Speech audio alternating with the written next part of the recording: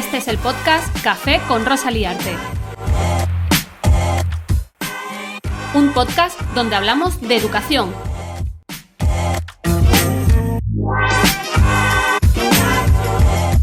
En este primer episodio me tomo un café con Jesús Guillén, creador del libro Neuroeducación en el aula.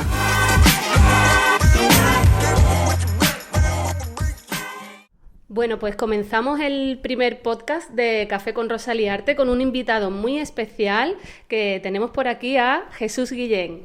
Hola, ¿qué tal, Rosa? Encantada de que me compartas aquí conmigo un ratito y bueno, ¿quién es Jesús Guillén y a qué se dedica? Que yo sé que sabe un poco de cerebro, pero bueno, a ver qué me cuenta. Bueno, pues ante todo un placer acompañarte, muy agradecido, por supuesto, Rosa. Yo soy Jesús Guillén, me dedico a la docencia, investigación y divulgación de esto que llamamos neuroeducación. Y bueno, esto de neuroeducación que ahora se escucha mucho, está llena también de neuromitos que dicen, ¿no? Que tiene que ver algo con tu último libro y bueno, ¿qué tiene que ver aquí el cerebro con el aprendizaje? Porque tiene mucho que ver, pero creo que también sabemos muy poco sobre ello, ¿no? Bueno, muy poco. Lo que pasa es que en los últimos años ha habido un desarrollo de las tecnologías de visualización cerebral que nos permiten analizar online el cerebro de las personas realizando tareas muy parecidas a las que realizan los estudiantes en el aula, calculando, jugando, creando, cooperando. Y esta información, pues creemos que puede ser interesante siempre y cuando, de alguna forma, sea complementada por lo conductual. Es decir, que neuroeducación no es solo neurociencia, psicología es pedagogía. El objetivo es mejorar los procesos de enseñanza y aprendizaje basándonos en lo que vamos sabiendo sobre el funcionamiento del cerebro. Pero claro, vamos sabiendo poquitas cosas, poco a poco, ¿eh? Sí, porque ha habido muchas veces que hemos visto actividad cerebral, pero muchas veces actividad cerebral no tiene que ver mucho con pensamiento y con lo que se aprende, ¿no? Porque que mi cerebro esté activo no quiere decir que esté aprendiendo. Por supuesto, por eso tiene que conjugarse todo. Las resonancias magnéticas funcionales por sí solas no son nada si no tenemos en cuenta lo conductual, asumiendo por supuesto que el cerebro trabaja de forma interrelacionada, haciendo participar redes neurales en lo emocional, en lo cognitivo, de alguna forma solapándose lo motriz, lo cognitivo, lo emocional, lo social. Y emociones se lleva también hablando mucho de esto últimamente, ¿no? ¿O he escuchado yo un Pues poquillo? sí, las emociones son básicas en los procesos de enseñanza y aprendizaje. La investigación, ¿qué nos dice? Porque claro, neuroeducación es eso, tener en cuenta lo que dice la investigación científica, ¿eh?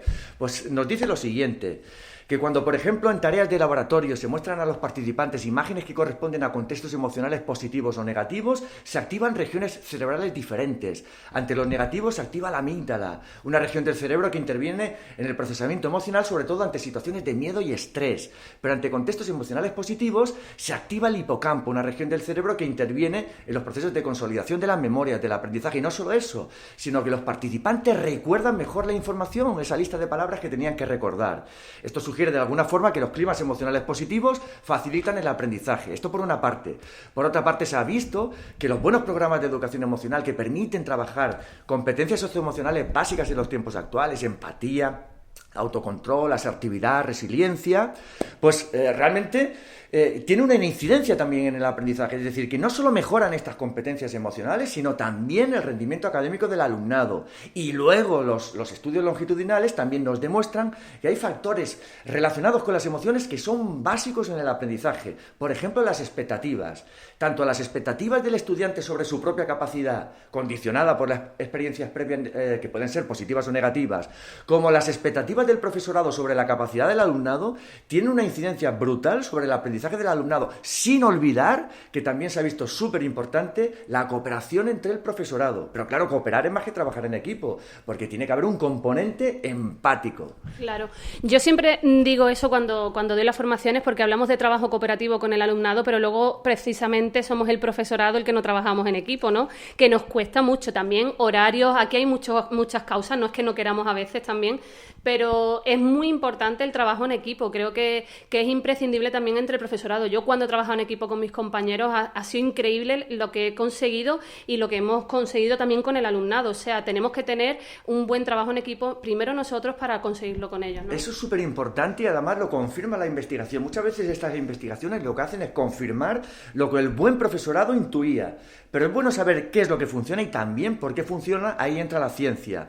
En el caso de la cooperación, se habla mucho de la cooperación cooperación entre los estudiantes, pero uno de los factores de mayor impacto sobre el aprendizaje del alumnado es la cooperación entre el profesorado. Y tal como dices, claro, es más que trabajar en equipo, se tienen que asumir toda una serie de competencias socioemocionales básicas que nos permiten realmente cooperar, porque si no asumimos la opinión discrepante, no somos respetuosos, tolerantes, no se puede cooperar. Esto es súper importante. El papel del adulto o del profesorado en este proceso de aprendizaje. Desde el nacimiento estamos programados para aprender a través de la interacción social, de la imitación.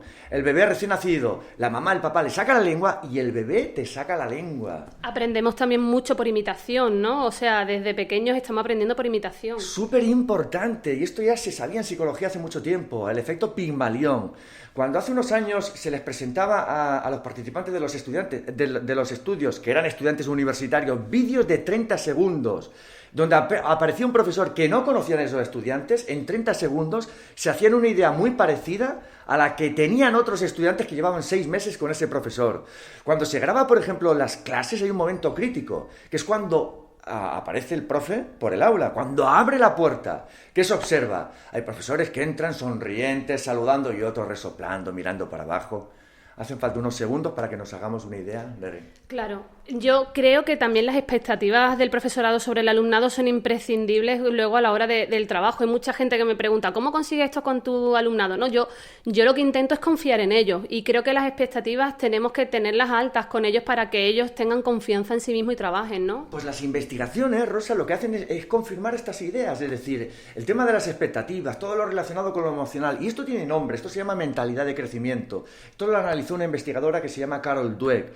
Observaron el perfil de los estudiantes en diferentes etapas educativas y en distintas disciplinas, y vieron que había 2 perfiles diferenciados. Estudiantes con mentalidad fija. Estos estudiantes creen que estamos determinados por la genética. El que nace listo, el que nace lo contrario, y ahí se queda. Y como consecuencia de estas creencias sobre su capacidad, ante retos más complicados, no se exponen. Quieren salvaguardar su ego, tienen tendencia a copiar más, que trabaje fulanito, que yo soy listo y él no.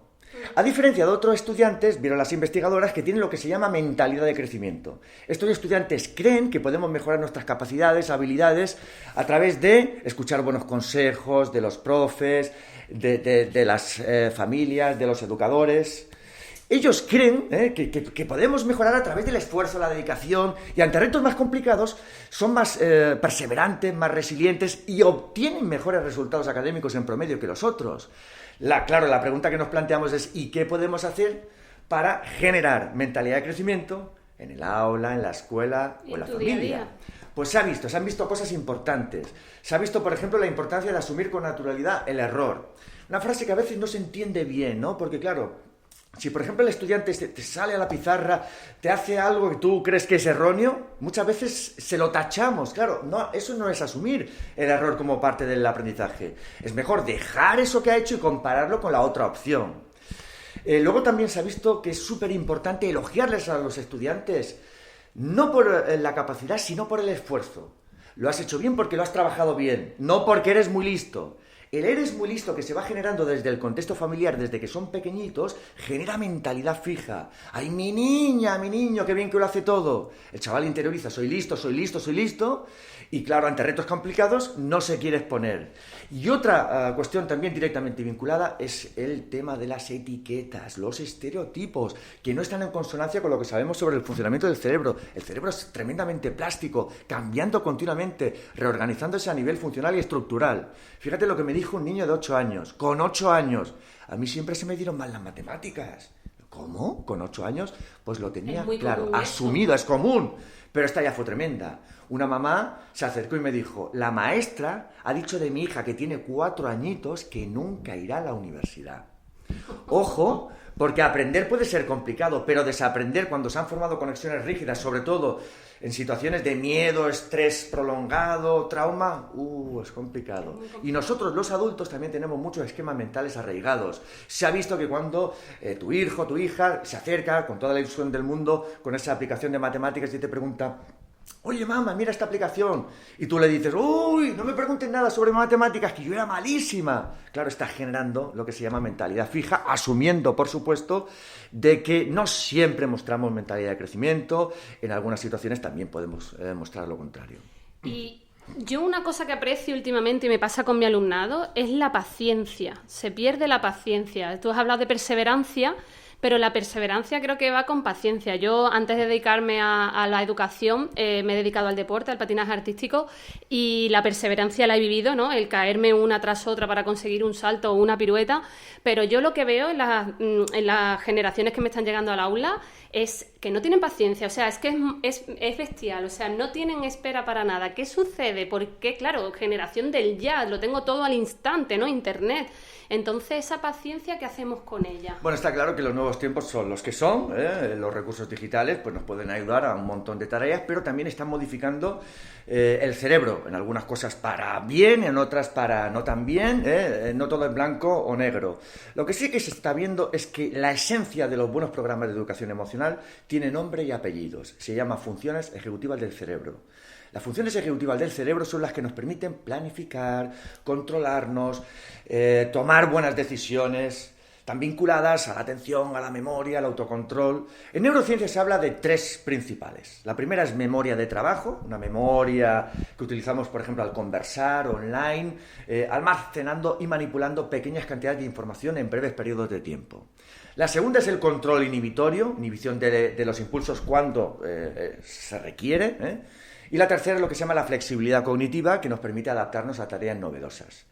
Estas funciones ejecutivas básicas nos permiten luego desarrollar otras funciones cognitivas superiores, como la planificación, la resolución de problemas, el pensamiento crítico. ¿Qué se ha visto? Que estas funciones ejecutivas son básicas para todo. Para el bienestar personal, para el éxito en la vida, para el rendimiento académico. Si nos cuesta controlarnos en nuestra vida, lo pasamos mal en un atasco de tráfico. Nos va a costar centrarnos en una tarea académica, la que sea, Vamos a tener más dificultades para resolver pues una problemática a nivel laboral, personal, lo que sea. Lo que sí se ha visto, en consonancia con esta idea de cambio del cerebro, de plasticidad, es que pueden entrenarse y pueden mejorarse. Y la pregunta que nos planteamos los educadores es: ¿y cuáles son las estrategias más adecuadas para trabajar estas funciones ejecutivas que son tan importantes en la educación? Bueno, lo primero es, no hay soluciones milagrosas, cada cerebro es único y diferente, pero sí que hay ciertos indicios. Estamos utilizando nosotros en una investigación concreta pues, lo que se llama un software lúdico que permite entrenar estas funciones ejecutivas. Esto son tareas de laboratorio, esto es un entrenamiento puramente cognitivo. Pero parece que por la información que tenemos sobre el cerebro que habría que ir más allá de lo cognitivo. Porque ¿cuándo no tomas una buena decisión en tu vida? Cuando estás ¿cómo? Cuando estás decidido, ¿no? Estás activo, estás... ¿No tomas una buena decisión en tu vida? Cuando no la tomas. Claro, no, pues si estás bajo de ánimo... Bajo de ánimo, claro. Estresada, no has dormido las horas adecuadas, Sí. Cuando estamos tristes, solos. Se ha visto que El la ánimo tristeza, afecta. la soledad, no dormir las horas adecuadas, el estrés prolongado, perjudican Totalmente. a la corteza prefrontal, que es la sede logística de estas funciones ejecutivas. Entonces, hay que tener en cuenta estas cuestiones. Por lo tanto, nada mejor que ir más allá de lo cognitivo, siendo importante lo cognitivo, pero atender también las necesidades físicas, sociales o emocionales de todas las niñas o niños. ¿Y cómo realmente podemos atender bien estas necesidades físicas, sociales y emocionales?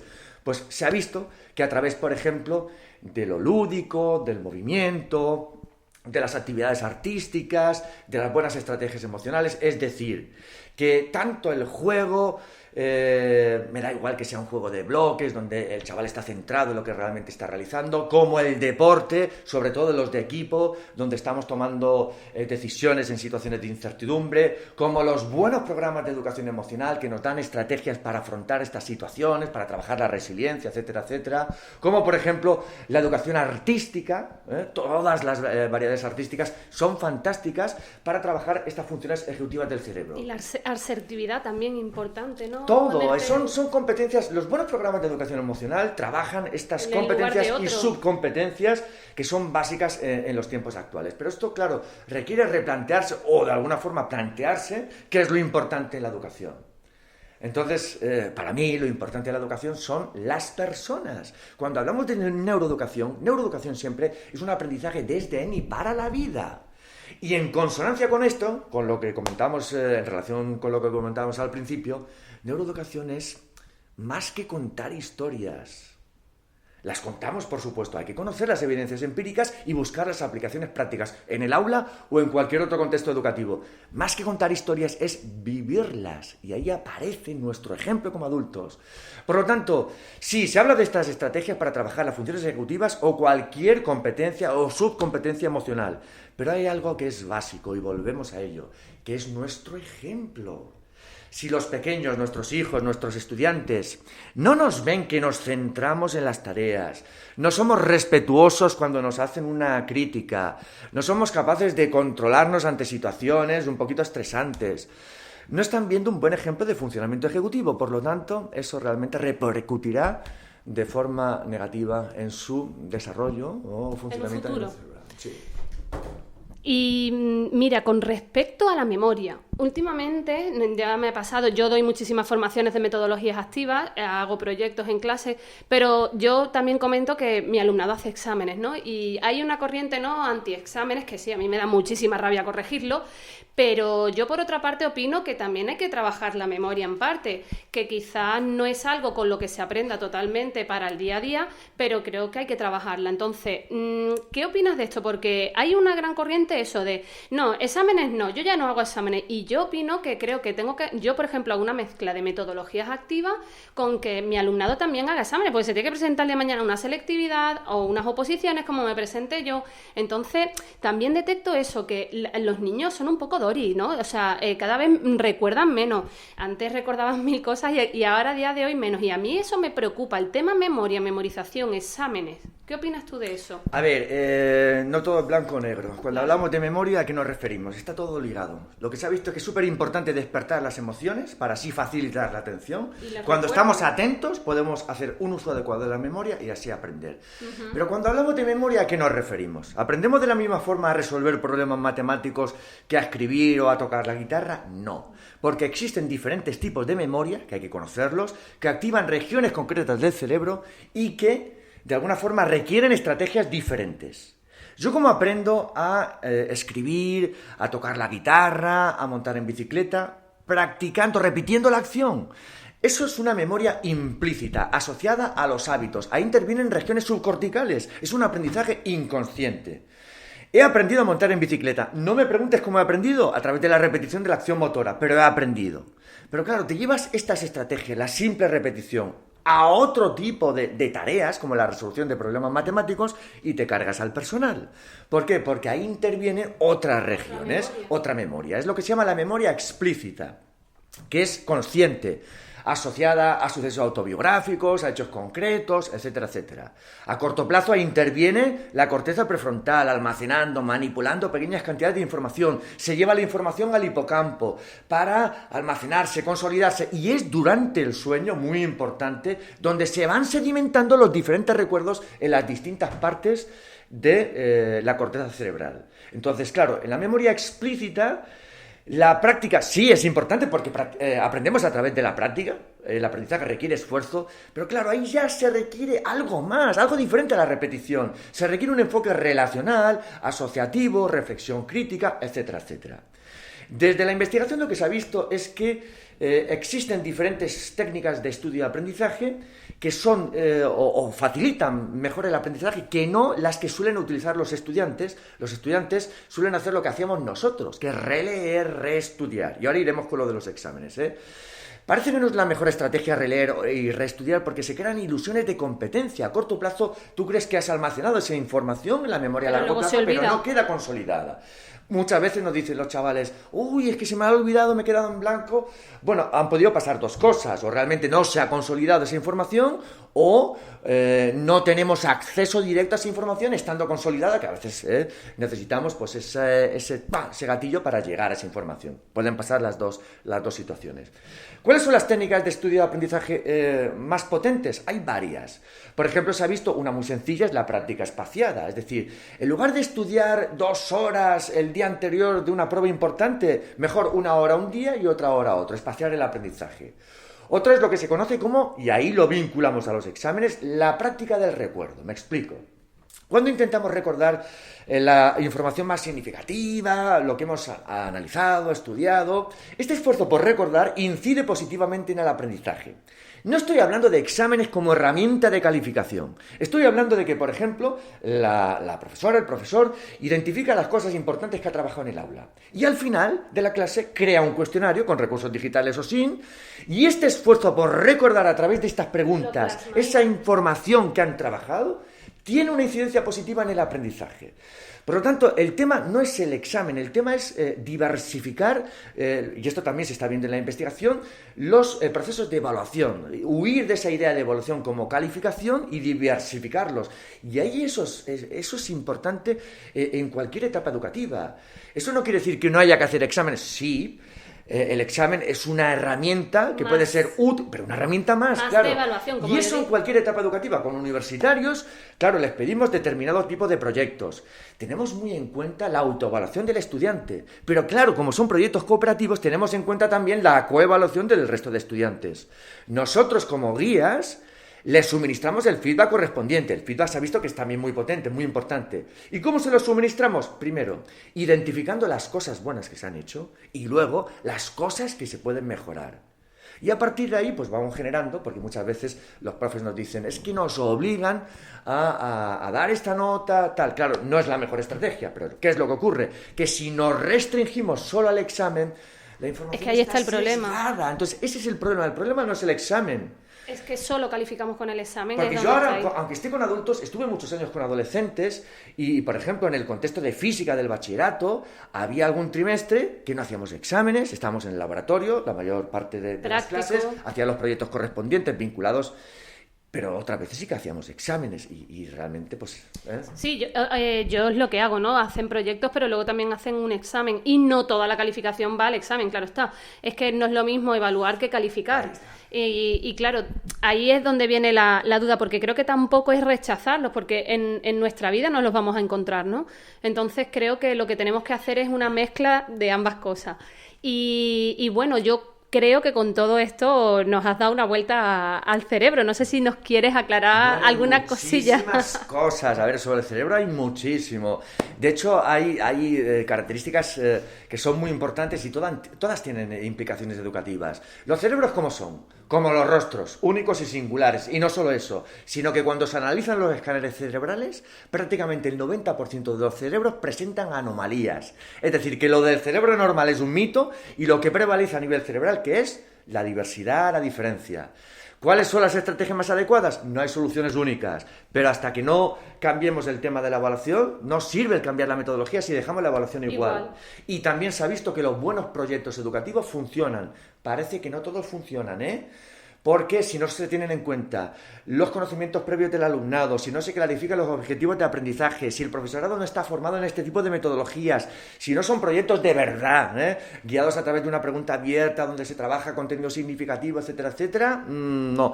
Y parece que hay algún tipo de proyectos que tienen un impacto muy importante. Son los proyectos de aprendizaje-servicio. Los APS son muy potentes, vinculando los contenidos curriculares al servicio de la comunidad. Parece que son muy potentes por este vínculo con lo social. Lo que se ha visto es que si no, para el que aprende, no tiene sentido y significado lo que se hace, es decir, si no se construye sobre lo que ya sabe y se vincula a situaciones cotidianas, malamente, el aprendizaje tal. Cerebros únicos. Los cerebros también son plásticos. Esta idea de cambio es súper importante. A los estudiantes de todas las etapas educativas les encantan los proyectos sobre el funcionamiento del cerebro. Genera mentalidad de crecimiento, especialmente en estudiantes con apagón emocional. Esto está directamente vinculado a la mentalidad de crecimiento, algo que hay que trabajarlo desde que son pequeñitos. Cerebros únicos, cerebros plásticos y los cerebros sociales desde el nacimiento. Hay que fomentar la cooperación. Cuando se analiza el cerebro de personas cooperando, se ha visto que se activa el sistema de recompensa cerebral que nos hace sentir bien, vinculado al neurotransmisor dopamina, motivación, y eso permite un mejor flujo de información con otras regiones que participan directamente en el aprendizaje. Es decir, que la cooperación es una auténtica recompensa a nivel cerebral. Y se ha visto que hay una estrategia cooperativa en concreto muy, muy potente, que es la tutoría entre iguales. Esto ya lo vio Eric Masur, un profesor de Harvard, el creador del Pre-Instruction. Cuando los estudiantes se convierten en profesores de otros, el efecto es potentísimo y salen beneficiados los dos. El que explica, buscando estrategias cognitivas para que el otro lo entienda y, por supuesto, para el que recibe la información. Cerebros únicos, plásticos, sociales, pero también el cerebro humano es multisensorial. Es decir, lo de los estilos de aprendizaje es un neuromito muy arraigado en la educación. Creemos que suministrándole información en el estilo favorito del aprendiz, sea visual, auditivo, cinestésico, va a aprender mejor. Y la evidencia empírica no es esa. Lo que parece que estamos viendo es que aprendemos mejor cuando integramos los diferentes canales sensoriales. Y si ya puede ser en un entorno natural, los pequeños, en lugar de estar encerrados bajo 4 paredes, tendrían que estar en un entorno natural, porque así se desarrolló el cerebro, tocando la hoja, oliéndola, mordiéndola, integrando lo sensorial y lo motriz desde que son pequeñitos. Pues todo esto se ha visto que es súper importante. Y por supuesto, si los cerebros son únicos, son plásticos, son sociales, el cerebro es multisensorial y el cerebro es tremendamente emocional. La emoción es imprescindible en el aprendizaje. Ya ves. Qué importantes los espacios, porque vamos, que hay escuelas que vamos, parecen hospitales o parecen cárceles incluso, ¿no? Es importante el espacio en el que te encuentras, la relación social, es que todo influye. Todo influye, se habla mucho del clima emocional, es súper importante. A mí me gusta decir, hay 3 factores críticos en el aprendizaje. El primero, sorpresa. El segundo, alegría. Y el tercero, vínculo. El vínculo hay que generarlo desde el primer día de clase, súper en consonancia con el cerebro social. Se habla mucho del clima emocional, es muy importante, pero también el clima físico. Hay variables como la iluminación, la temperatura, el sonido, la disponibilidad de cambio del mobiliario, que también inciden en el aprendizaje y que hay que tenerlas en cuenta. Y escuelas innovadoras realmente se están replanteando todo esto de los espacios. Y muchas veces cuando se habla de la importancia del movimiento, porque sí, porque en neurociencia se ha visto que lo que es bueno para el corazón es bueno para el cerebro, esto nos hace pensar también, vale, ¿y si cambiamos el entorno de aprendizaje? ¿Por qué no podemos estar en diferentes aulas, en diferentes clases? ¿Por qué los estudiantes no pueden salir al patio para realizar determinadas tareas académicas? Pues eso es posible y además es realmente... Yo que pasa que yo lo vivo y es muy complicado, y bueno, yo que estoy en la escuela pública, el tema espacios lo veo, ya eso sí que lo veo lejano. Nosotros sí que trabajamos por proyectos y demás, pero el tema espacios ojalá llegue, ¿no? Pero llegará, pero lo veo complicado, pero hay veces que cuesta. Y lo que tú dices, salir del aula, a mí me cuesta una petición de permiso, poder simplemente bajar al patio o al pasillo a grabar, ¿no? O sea que es muy complicado porque tenemos que cambiar la mentalidad y también hacer responsable al alumnado, porque es que muchas veces, no, es que los niños no pueden ir solos, no, cada vez más sobreprotección, y yo te hablo que estoy en secundaria y bachillerato, o sea, y no puedo hacerlo, o sea, tengo que estar pidiendo permiso. Eso es muy importante porque se ha visto, y eso lo hemos comentado antes en los proyectos APS, la participación de toda la comunidad educativa, también las familias, es básica. Hoy leía precisamente un artículo que hablaba de eso, que el problema no solamente está en la escuela, también está en las familias, ¿no? Esa sobreprotección y que luego cuando dejamos al niño o niña estar solo o trabajar por sí mismo, a veces no son capaces porque es que no lo han hecho antes, ¿no? Tienen esa sobreprotección en casa que nosotros no se la podemos quitar de un día para otro. Pero volvemos a lo que comentábamos antes, que es lo importante en la educación, las personas. Y esto me hace recordar lo que dice la investigación al respecto. Se han identificado unos pilares básicos para una buena salud cerebral, pero también lo podemos llevar al terreno educativo. Se ha visto, y te los enumero, que es muy importante la salud integral, no solo el cerebro está en consonancia, trabajando en equipo con el resto del cuerpo, y nuestro organismo en interacción con el resto del ambiente, con otras personas, etc. Importante el cerebro, pero también el corazón, el hígado, los intestinos. Qué importante esto que comentábamos de las funciones ejecutivas, el enfoque global, así es como trabaja el cerebro. El segundo, la importancia de la alimentación. Somos lo que comemos. Ojo, porque muchas veces llegan los estudiantes a la escuela sin haber desayunado y se ha visto que el cerebro necesita glucosa, proteínas, grasas buenas. Muy, muy importante. El tercero, el sueño. El sueño es una necesidad cerebral. Los estudiantes no duermen las horas adecuadas y ojo que en el caso de los adolescentes se ha visto que hay un retraso en el ritmo circadiano. Es decir, que tienen necesidad de dormir más horas que el adulto, pero además de acostarse más tarde, pero las clases muchas veces empiezan a las 8. Se ha visto en estudios que retrasando una hora el inicio de la jornada escolar les va genial. La cuarta, la importancia del movimiento.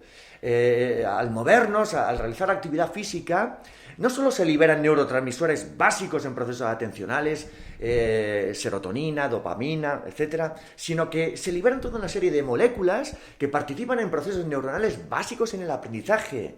Mejores conexiones neuronales, más neuronas, llega más sangre, más glucosa a las neuronas que realmente nos ayudan a aprender mejor.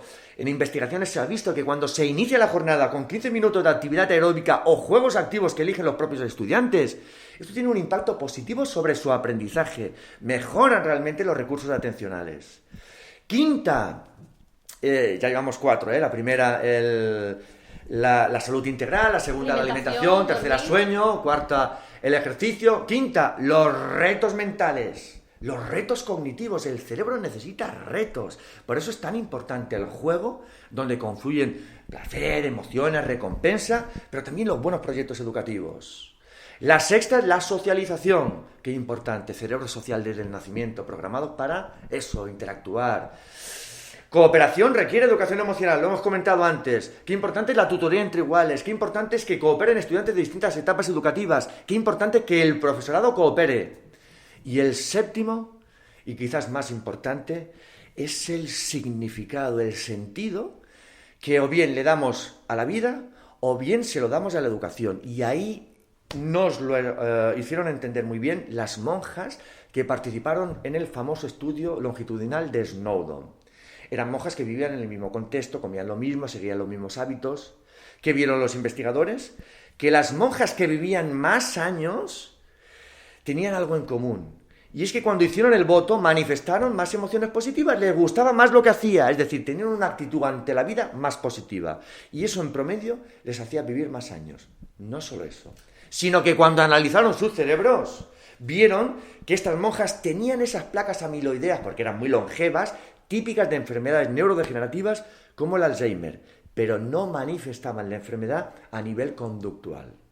Esto lo llevamos al terreno educativo y ¿qué nos dice? Que realmente, como dice Fernández Bravo, realmente la vocación es realmente la que permite traspasar cualquier cambio de paradigma. Pasaremos de una metodología a otra, pero la vocación siempre será lo más importante. Y también en consonancia con esto, qué importante es mirarnos la educación no desde el cerebro del que enseña, sino desde el cerebro del que aprende. Es decir, lo importante en la educación son las personas. Madre mía, cuánto se aprende contigo, Jesús. Bueno, yo para terminar ya, cuéntanos dónde te podemos encontrar, que sé que por ahí hay un blog que es Escuela con Cerebro, ¿no? Que cuéntanos por dónde te podemos encontrar, localizar y información sobre ti, para leer de ti. Bueno, a ver, a mí me podéis encontrar en las redes sociales, en Instagram y especialmente en Instagram, que me gusta más, y Twitter como Jesús C. Guillén, o también yo creé esta plataforma de divulgación de la neuroeducación ya hace muchos años, Escuela con Cerebro, está el blog donde hay 100 artículos donde podéis encontrar información sobre proyectos, APS, educación emocional, atención, memoria, juegos, creatividad, lo que quieras. Y también tiene la página de Facebook y la página de Twitter. No hace mucho pues escribí un libro que se tituló Neuroeducación en el aula, de la teoría a la práctica, donde pues resumo todas estas investigaciones, siempre intentando vincular las investigaciones científicas con las aplicaciones prácticas en el aula, que se pueden generalizar a cualquier contexto educativo, a cualquier etapa. Y para terminar ya, no hablando de educación, para conocer un poco más a Jesús en sí, ¿cuál es tu plato de comida favorito? Que antes has hablado de una buena alimentación, ¿no? Que es importante para el cerebro. ¿Qué te gusta comer así para conocerte un poco más? Yo me adapto a cualquier situación. Yo lo primero que pido, eso es un ejemplo de flexibilidad cognitiva, es cuál es el plato típico de la zona. Y aquí, por ejemplo, en Murcia se come tan bien que todos son platos favoritos. No soy muy tiquismiquis con la comida, pero bueno, oye, si me das un buen plato de paella, tal, un buen pescadito, ¿no? Genial. Y una copita de vino, una copita de vino tinto, de buen vino como el que tenemos en España, fantástico. Pero como con el vino pasa lo que dice una investigadora, Daphne Bavelier, sobre el poder de los videojuegos, que es una charla TED muy guapa, cuando pregunta, ¡uy, la tecnología! Bueno, la tecnología es como todo, como el vino. Un vasito de vino, bueno para el corazón. 7, a lo mejor te va mal. Y por último, también por pregunta personal, ¿dónde querrías viajar o dónde te gustaría visitar? ¿Tus destinos favoritos? ¿Algo que nos recomiendes visitar? No sé. A ver, a mí me invitan a visitar regiones distintas, países, y yo por supuesto estoy muy agradecido. A mí me encanta viajar, pero a veces me preguntan, uy, ¿has visto tal sitio? Claro, yo voy a trabajar, muchas veces no veo lo que... Me pasa igual. Pero yo siempre digo lo mismo, para mí lo importante no es ese monumento, lo importante son las personas. Las personas que te encuentras, las personas que te cuentan experiencias, las personas que te enriquecen. Y eso y hacen tu viaje inolvidable. Exacto, y eso es cierto. Lo más importante. Entonces, esto es muy subjetivo. Hemos dicho que cada cerebro es diferente, tiene un ritmo de aprendizaje, unas necesidades, unos conocimientos previos, unas fortalezas totalmente distintas, unos gustos diferentes. A mí me gustan todos porque siempre encuentras personas maravillosas en todos los sitios. Pues nada, hasta aquí hemos llegado y te doy 1000 gracias por dedicarme un ratito y nada, que vaya todo bien y que sigamos aprendiendo de ti. Genial, y felicidades por todos tus proyectos, Rosa, y por todo lo que nos enriqueces. Gracias.